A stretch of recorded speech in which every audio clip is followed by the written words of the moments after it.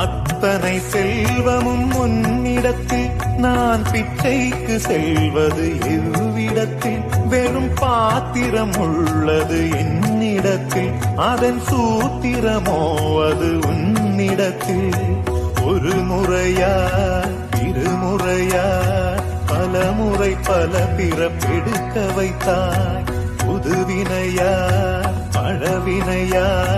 கணம் கணம் தினம் என்னை குடிக்க வைத்தாய் பொருளுக்கு அலைந்திடும் பொருளற்ற வாழ்க்கையும் துரத்துதே உன் அருள் அருள் அருள் என்று அலைகின்ற மனம் இன்று பிதற்றுதே அருள் விழியால் நோக்குவாய்